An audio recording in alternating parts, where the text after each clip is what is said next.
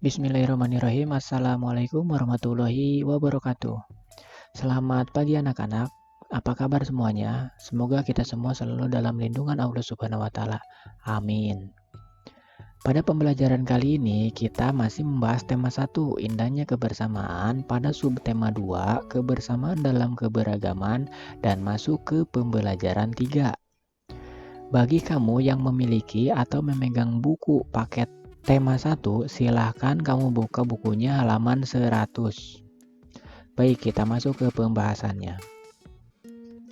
Bekerja sama bisa dilakukan kapan saja. Saat kita bermain pun kita bisa bekerja sama. Tahukah kamu bahwa kita dapat belajar bekerja sama dari permainan tradisional? Ayo kita pelajari bersama. Salah satu permainan tradisional Indonesia yang sangat menarik adalah permainan bakyak. Permainan ini berasal dari Sumatera Barat atau biasa disebut terompak bakuak di Sumatera Barat, merupakan permainan tradisional yang membutuhkan kekompakan. Ya, jadi permainan bakyak itu adalah sebuah permainan yang berasal dari Sumatera Barat, dan di Sumatera Barat sering disebut dengan terompak bakuak, seperti itu. Bagaimana pengaruh gerakan yang dilakukan setiap anggota kelompok terhadap pencapaian tujuan dalam permainan? Gerakan yang kompak sangat berpengaruh dalam permainan bakyak. Semakin kita kompak, maka akan semakin cepat kita melaju. Jadi, permainan bakyak ini permainan yang mengandalkan kekompakan. Semakin kita kompak, maka kita akan semakin cepat untuk mencapai garis finish. Selanjutnya, apa kesulitan yang kamu hadapi saat bermain bakyak? Kesulitannya adalah menjaga dan menyelaraskan kekompakan gerakan. Karena apa? Karena dalam setiap permainan bakyak itu biasanya diisi minimal 3 orang dalam satu sendal bakyaknya. Begitu. Jadi kita harus menyelaraskan gerakan antara satu pemain dengan pemain lainnya. Kesulitannya mungkin di situ. Selanjutnya, bagaimana sikapmu terhadap teman satu kelompok saat bermain bakyak?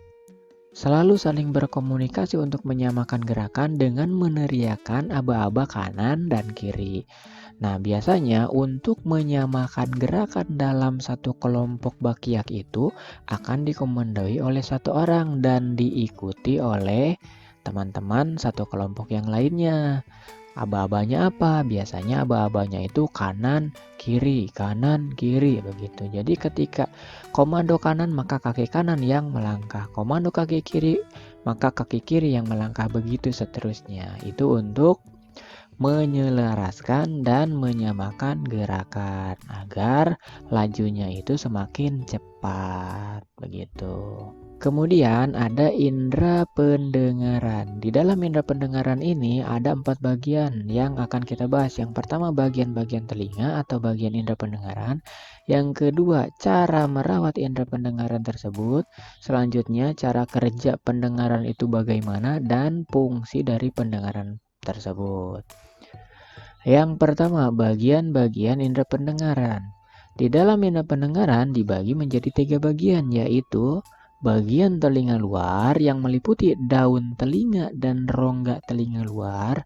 Yang kedua, bagian tengah telinga yang meliputi gendang telinga dan tabung eustasius. Dan yang ketiga adalah bagian telinga dalam, rumah siput atau koklea, dan saluran setengah lingkaran. Agar lebih paham, lihat gambar yang ada di samping ini. Yang pertama adalah bagian luar telinga yang meliputi daun telinga dan rongga telinga luar. Daun telinga adalah bagian telinga yang paling luar dan bisa kita raba bagiannya. Ya, ini merupakan gambar dari daun telinga. Setelah itu, pada bagian telinga luar ada yang namanya rongga telinga luar.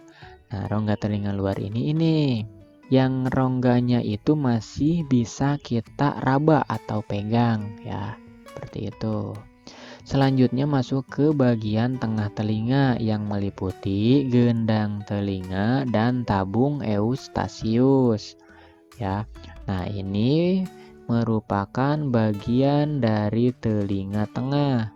Ada gendang telinga dan saluran Eustachius nih yang ke sini ya. Itu adalah bagian dari tengah telinga. Gendang telinga berfungsi untuk menangkap atau menerima getaran yang berasal dari sumber bunyi, seperti itu. Selanjutnya yang ketiga adalah bagian dalam telinga. Ada yang disebut dengan rumah siput atau koklea dan saluran setengah lingkaran. Nah, ini disebut dengan rumah siput atau koklea dan ini disebut dengan saluran setengah lingkaran. Selanjutnya, cara kerja dari telinga atau indera pendengaran sampai kita bisa mendengar sesuatu, yaitu bunyi ya, dari sumber bunyi itu merambat melalui udara bisa, melalui benda padat bisa, atau melalui benda cair. Setelah itu ditangkap oleh gendang telinga ya, yang berupa selaput pipis nih yang ada di sini. Setelah itu gendang telinga bergetar dan getaran tersebut itu membesar melalui telinga tengah.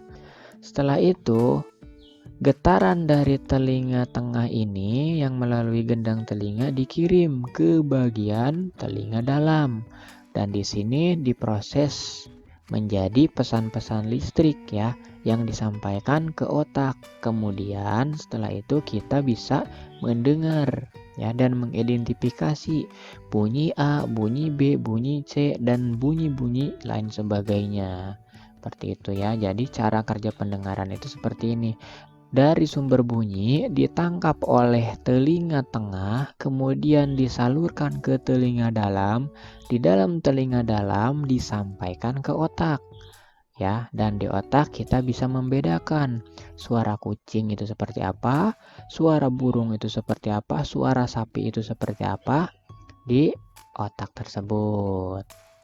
Begitu ya, itu adalah cara kerja pendengaran. Nah, selanjutnya cara merawat indera pendengaran. Indera pendengaran bagian luar kita bisa rawat sendiri atau bisa kita lakukan perawatannya itu oleh diri masing-masing atau di rumah. Kalau sudah masuk ke telinga tengah dan telinga dalam, itu kita harus menyerahkannya kepada dokter THT. Ya, dokter spesialis THT karena itu memerlukan penanganan khusus ya. Cara perawatan telinga luar yang bisa kita lakukan yang pertama adalah gunakan handuk hangat untuk membersihkan daun telinga dan saluran telinga luar. Kemudian kita bisa menggunakan cotton bud untuk membersihkan rongga telinga luar tersebut. Nah, jika ada hewan yang masuk ke telinga kita dan masuk ke bagian tengah sampai ke telinga dalam, kita harus berkunjung atau mendatangi dokter spesialis telinga, hidung, dan tenggorokan atau disebut dengan THT. Gitu ya. Selanjutnya, fungsi dari telinga. Telinga berfungsi sebagai indera pendengaran yang menangkap suara di sekitar kita. Kemudian diproses hingga otak dan kita bisa mengenali atau mengidentifikasi berbagai macam bunyi yang diterima oleh indera pendengaran kita. Nah, itu saja pembelajaran kita kali ini. Jika ada pertanyaan, yang mana yang harus ditulis? Yang harus ditulis adalah ini ditulis, kemudian ini ditulis juga, kemudian ini juga ditulis, ini ditulis. Setelah itu ini ditulis. Kalau gambarnya gak usah ditulis. Baik, itu saja pembelajaran kita kali ini. Semoga pembelajaran kita kali ini menjadi sebuah pembelajaran yang bermanfaat untuk kita semua. Tak lupa Bapak ingatkan agar selalu memakai masker ketika akan bepergian, selalu menjaga jarak, dan mencuci tangan. Assalamualaikum warahmatullahi wabarakatuh.